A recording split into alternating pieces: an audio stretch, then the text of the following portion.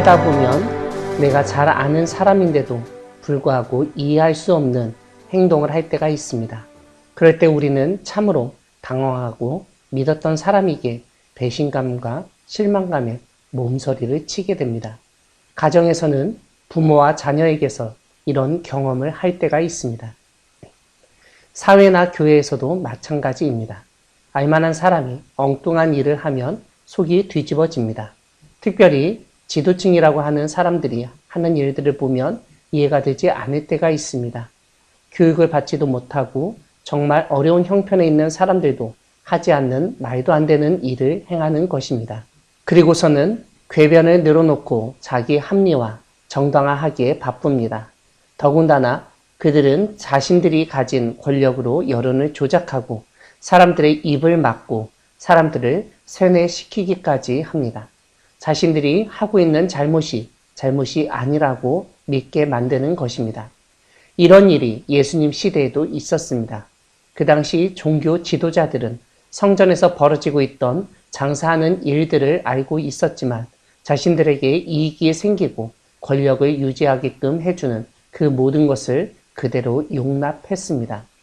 오늘날도 그렇지만 장사를 하고 사업을 하려고 해도 자리 하나 얻기가 얼마나 어렵습니까? 그런 자리세를 받으며 지도자들은 이익을 얻었을 것입니다. 거기다가 더 좋은 자리를 얻으려는 사람들의 로비와 뇌물로 자신들의 힘을 은근히 즐기기까지 하였을 수 있습니다. 그런데 이런 일들은 종교 지도자들에게 하나도 문제가 되지 않았습니다. 왜냐하면 정당화할 수 있는 말은 너무나 많았기 때문입니다. 먼 곳에서 재물을 가지고 오려고 하다 보면 얼마나 힘들겠습니까? 또한 재물이 상할 수도 있습니다. 그런 사람들이 힘도 안 들고 상할 염려도 없도록 성전의 재물을 사서 쓰게 하는 것입니다.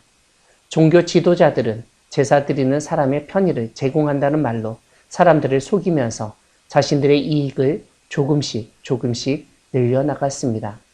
무엇보다 성전의 매매 시스템은 가진 자 중심의 시장 경제였다는데 문제가 있었습니다. 돈 있는 사람에게는 전혀 어려움이 없었습니다. 그냥 돈만 내면 다 되는 체계였기 때문입니다. 하지만 한번 생각해 보십시오. 집에서 기른 정말 아끼는 재물을 힘들지만 주님께 직접 바치고자 하는 사람이 있었는데 그 재물을 바치지 못하게 했습니다. 흠이 있다거나 문제가 있다고 하면서 말입니다. 결국 자신이 가져온 재물을 팔아서 성전에서 몇 배나 비싼 다른 재물을 사서 바쳐야 했습니다. 요즘처럼 물가가 올라서 어쩔 수 없다는 말로는 이해시킬 수 없는 일입니다. 비둘기 파는 사람이 번성한 이유는 비둘기는 출산한 여인이나 피부병으로 고침받은 사람이 바칠 수 있는 흔한 재물이었기 때문입니다. 이 비둘기를 파는 사람들 역시 높은 가격으로 자신의 영업이익을 얻곤 했습니다. 보통의 경우 성전에서 인증된 돈만 받게 하였습니다. 그러다 보니 돈을 바꾸는 환전상들이 더욱 기승하였습니다. 이 환전상들은 돈을 바꾸면서 높은 수수료를 받아서 자신의 주머니를 채웠습니다. 하나님을 섬기는 성전에서 빈부격차에 의해서 이렇게 푸대접을 받고 제대로 예배를 드릴 기회조차 얻지 못한다면 어떻겠습니까? 만약 우리가 돈이 없어서 서름을 당하는 사람이라면 어떤 심정이겠습니까? 그런데 하나님이 그 돈 없고 힘 없고 백 없는 사람들의 심정을 누구보다 잘 알고 계셨습니다. 하나님은 이 연약한 사람들의 속이 뒤집어지는 것을 누구보다 깊이 공감하셨습니다. 그리고 이 속 뒤집어지는 일을 눈으로 보게끔 하신 것입니다. 성전의 종교 지도자들과 매매상들이 하고 있는 일이 무엇인지를 눈으로 확인시켜주는 것입니다. 마치 돈 없고 힘 없고 백 없어서 재물을 가지고 성전에 제대로 들어갈 수도 없었던 사람들처럼 예수님은 성전 안에서 버젓이 매매하는 사람들을 내어 쫓으셨습니다. 돈을 바꾸는 사람들, 환전상들과 비둘기 파는 사람들의 상과 의자를 둘러 엎으셨습니다. 그러면서 예수님은 내 집은 기도하는 집이라고 불려야 하는데 너희가 강도의 소굴을 만들었다고 말씀하셨습니다. 주님의 성전은 기도하는 곳이지 장사하는 곳이 아닙니다. 나의 이익을 추구하는 곳이 아닙니다.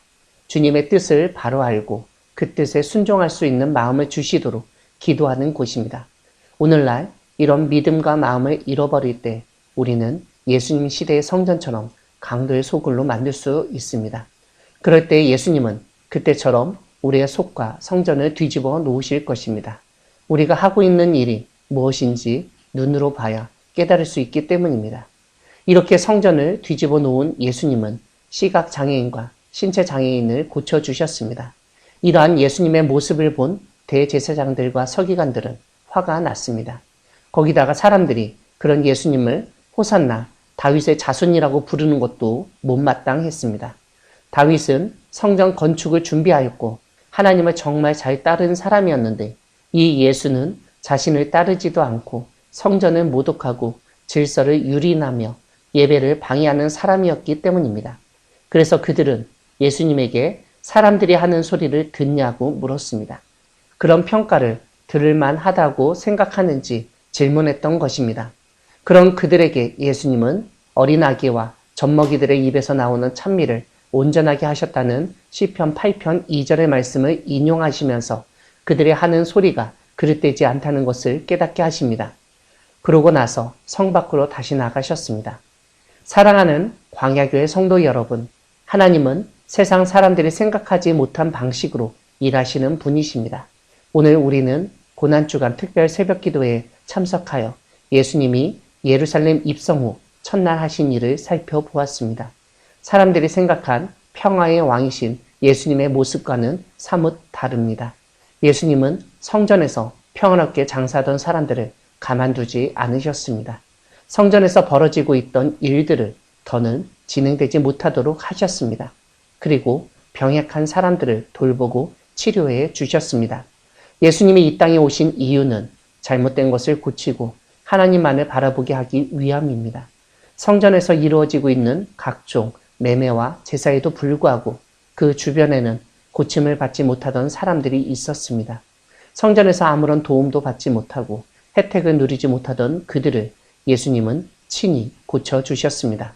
우리 광야교회도 이러한 예수님을 본받아 교회의 기능을 제대로 회복하고 발휘하여 죽어가는 영혼을 살리고 힘들어하고 불편해하는 사람들을 도울 수 있기를 소망합니다. 한국교회가 외형을 키우고 목회자나 교회의 이름을 중요하게 여기는 가운데 또 다른 장사를 하고 있지는 않은지 살펴보아야 할 때입니다. 마치 종교개혁 때 면죄부를 팔아 더 크고 화려한 성당을 지었듯 한국교회가 교인들을 속이고 무리한 요구를 하여 일부 사람들만의 욕망을 만족시키고 있지는 않은지 되돌아보아야 합니다. 무엇보다 교인들과 주변 사람들의 상한 심령, 죽어가는 영혼을 보살피고 섬기지 못하고 있지는 않은지 점검해야 합니다. 경기 광주 탐벌동에 내가 사는 동네 주변에서 죽어가는 영혼에 대한 속이 쓰리는 애절함을 가지며 이번 고난주간 동안 한 영혼을 놓고 기도하기를 소망합니다. 가족이든 이웃이든 우리 주변에 있는 분들이 영적 돌봄을 받도록 다가가야 합니다. 이번 부활주일에 그분들과 함께 예배 드릴 수 있도록 하나님께 간구하기를 바랍니다. 한 영혼을 찾는 것이 무엇보다 소중합니다. 주님은 성전이 장사하면서 놓쳐버렸던 기도, 그리고 소외되고 질병으로 고통받는 사람들을 회복시켜 주셨습니다. 오늘 이번 한 주간 잘못되고 연약한 모든 것을 온전케 하고 회복시키시는 주님께 기도할 때 주님의 능력이 나타나리라 믿습니다. 고난주간 특별 새벽기도의 첫째 날 주님이 주신 말씀을 붙들고 힘차게 전진하는 우리 모두가 되기를 소망합니다. 아멘.